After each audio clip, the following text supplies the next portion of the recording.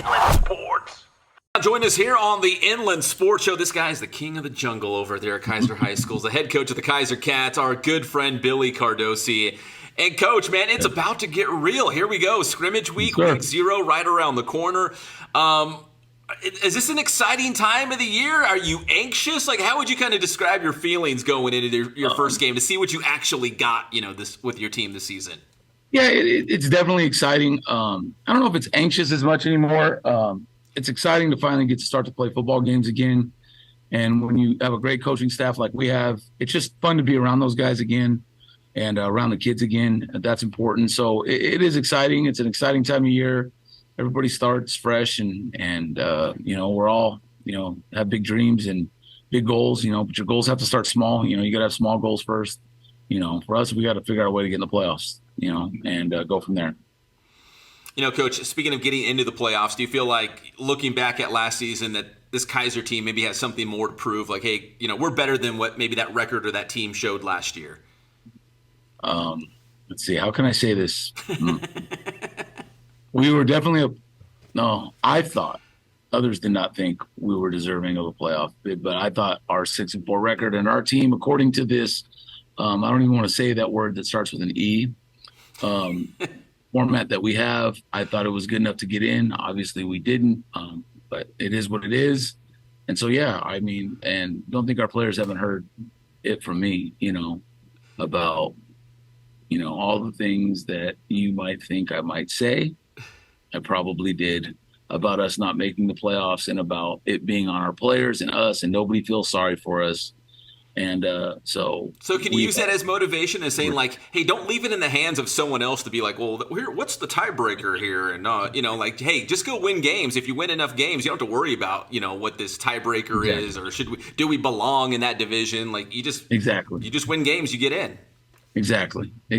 And, I have my own feelings about our goofy conference. Don't get me started on that. I don't understand why the top teams don't have 6 teams in the league. The top league doesn't have 6 teams, but that's not my decision. And, but it is what it is. And we have to play who's on our schedule. And they tell me we're in the San Andreas League this year. So let's buckle up, San Andreas League, and let's play. Well, Coach, you open up with Arroyo. You've got a 4-way scrimmage coming up this week before, your first real game. What are you hoping to accomplish in that scrimmage before you play Arroyo? Obviously, you're probably not going to put all your cards on the table, but you're just trying to come out healthy. You're trying to just go against somebody else. Like, what's the objective? Yeah, the objective is to definitely stay healthy and to evaluate players and make sure they're in the right spots. This is when you come out and you say, wow, you're going against somebody else and this kid really doesn't belong here, or why isn't this kid playing more? It's important for our coaches to make sure that we get guys in, to get guys playing. It's not something where you're going in trying to, hey, we're trying to win the scrimmage. You do a lot of evaluating at the very beginning of the year, and you evaluate yourselves as coaches. And sometimes you put on that film and say, wow, we were wrong. This kid is in the wrong spot. We need to put, this guy here. And you usually make those changes from scrimmage to game 1 to game 2, where you can really figure out who's who, because until you're playing somebody else, unfortunately, when you don't have a lot of depth and you don't really know, and, and you don't learn a lot. You do learn things in 7-on in the summer, but come on, man, we're putting the pads on. So that makes a little bit of a difference, more than a little bit. So we have to evaluate. It's about staying healthy and evaluating and making sure we're making the right decisions for us as a whole. You still have that battle cry, the we, not me? Always. The Rams took that from us. Pitt took that from us. I know Narduzzi at Pitt is using that too. That started at Kaiser. We, not me, baby. Let's go.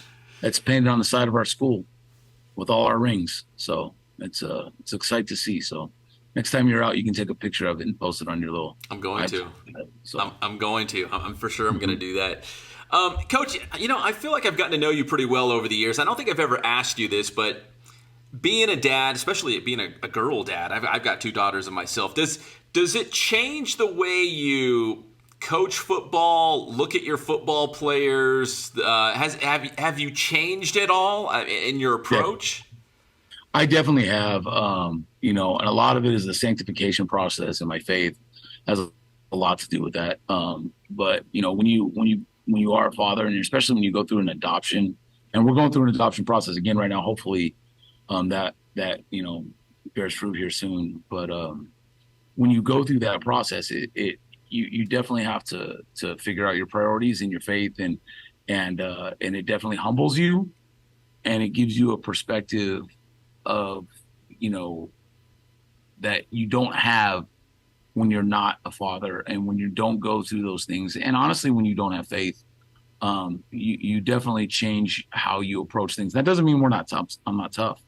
I'm definitely still ascribe to what Coach Brook taught us. You don't get better in life without pressure. It's definitely my job to apply pressure to our coaches, to our players, and even sometimes to other people around campus. But it's important that you still do those things, but then you do it through a lens of kind of a fatherly lens. And sometimes you have to do it, and that also you do it out of love, but that involves also being positive at times. And not that I wasn't positive prior to this, but you definitely have to be positive.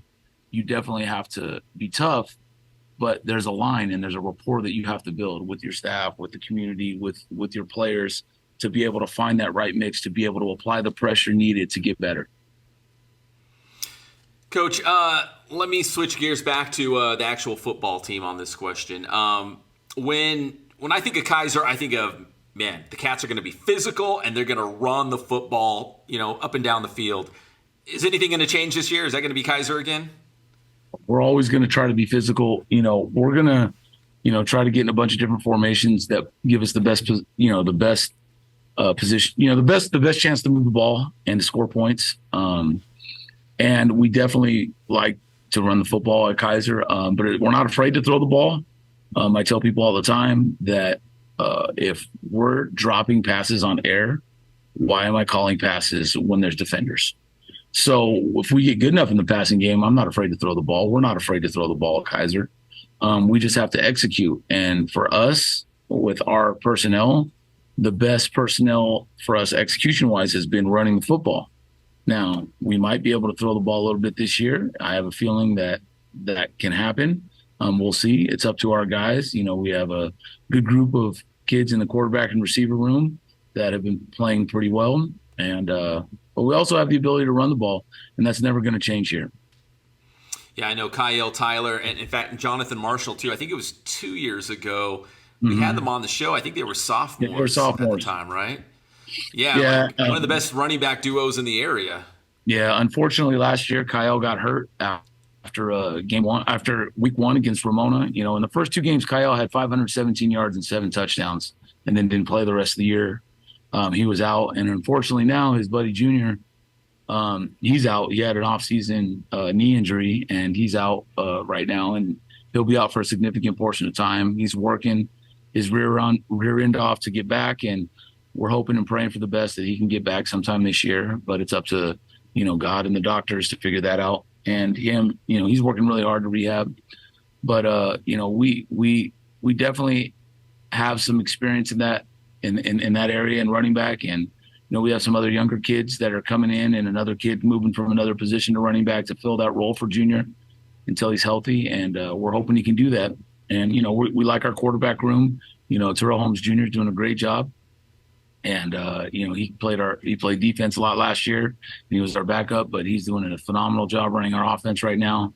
And we're hoping we have another player who's playing quarterback right now. We'll see if he there's some issues with paperwork we're working through, but if he comes through and it works out, he'll be a pretty good quarterback too. So we might have a 2 quarterback system and go from there. But we definitely have a decent offensive line right now. Zach Affantini leads our defense. He's phenomenal. His dad played here, and he's going eyeing for his father's sack record. So he wants to break his dad's sack record this year, and I'm hoping Zach can do that. He's getting some looks to play at the next level, and we're hoping that he gets out as well, just like many of them have in the past here at Kaiser. And we're just hoping to be smart on defense, get the ball back to our offense, and score some points. Coach, it just hit me that, Kaiser as a school is getting old enough that you have players come through and now their kids can come through the same program. Yeah. That's kind of special, right? Building that legacy. For sure. Definitely, Zach's dad, Bernard, was on the back-to-back championship teams in '02 and '03 when I was a young coach here with Coach Bruick. And he was the, player of the year in the CIF one year. He was a phenomenal D lineman. And then in the playoffs, Dick would give him the ball, and he was a load to bring down and helped lead us to a couple championships here. And Zach's hoping to do, similar things that his father was able to do, which is cool. Kaiser started varsity football in 2000, opened in '99 with a JV schedule. And yeah, so it is. It's 2023. So, we're hoping to build off that. We're pretty proud of our accomplishments. We're 14-time league champ, 4-time CIF champ, 2 state, 1 state championship, 1 state regional championship. We're pretty proud of that since, we've only been playing varsity football since 2000.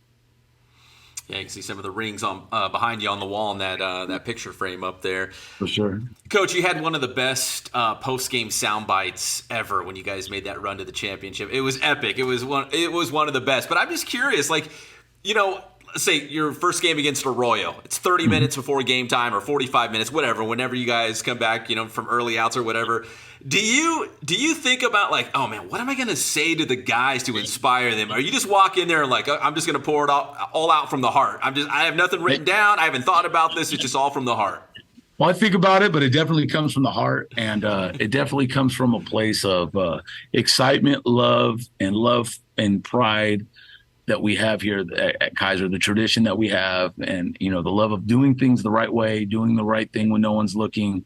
We pride ourselves off that, doing our talking on the field through our play, not through running our mouths. That's what we try to preach, and and just channeling all that energy, and it just comes out. I remember I was pretty fired up. So those guys deserve that. That love that I gave, and that definitely came from the heart. There was a lot of emotion. Ailish was there. It's funny because we had a videographer who made really good edits. Henry Rush. You remember Henry? Henry Rush. Ailish, she goes, "Hey, Daddy, I want to watch Daddy. I want to watch Daddy." And she knows how to turn it on, and she's like, "I want to watch the one with Ailish in it." And then, I want to watch the one with Papa in it, because my dad passed recently this year. So we watch, she watches those and gets all, gets excited and has me pause it because she's in it. And, it was definitely from the heart, with her being new and the adoption being new and winning the championship. That was definitely, organic from the heart and spur of the moment. So I definitely didn't just write that down. That was definitely from the heart. Well, if Ailish's daddy plays his cards right, he might have some more epic sound bites this season. If you guys, it looks like you're gonna have a big year, and I hope you do, Coach. I hope so. We'll see. I don't know if we're any good or not. We'll find out tomorrow. Batdorf's guys will probably come over and run us over. We'll see. The old fighting Batdorfs. The fighting Batdorfs, Lancaster and Altaloma will be here tomorrow. So. But I'll give you. I don't know if you saw my interview with Coach Batdorf, but I'll give you their key to victory. I'm probably spoiling it. But I asked Coach, I'm like, "What's your key to victory?" I mean, is it obviously Novi's going to run the football, right? And they're physical. They're kind of like Kaiser, I guess. And I was like, "What's the key to victory?" He's like, "Well, it's their good-looking head coach." So there you go. If you can take that out of the equation, you guys got a chance. Oh my goodness gracious. Total Batdorf move. Oh my gosh, yeah, Batdorf. I'll never forget the first time I ever heard that guy's voice. He left a message for Coach Bruick back in 99, 2000, and he was like, "Oh, this is Batdorf, like dork, but with an F." So I'll never forget because Coach Bruick played the message for all of us while we were listening. I was like, "Man, who's this dork?" And he's sounded the same way for 25, 30 years. Yeah, I love that dude, man. He knows I'm playing. So, Well, Coach Cardosi, listen, man, you are the best. I really appreciate the time. You've always been so generous with your time, and we do appreciate it. Good luck in the scrimmage, and good luck in that Arroyo opener next week in Week 0. I do appreciate it. Thank you very much. I appreciate you, Pep, and hopefully we'll have some highlights sent your way from some of our student videographers. We would love it, man. We would absolutely love it and use it in all our shows. That is Coach Billy Cardosi of the Kaiser Cats here on the Inland Sports Show. Take care, Pep.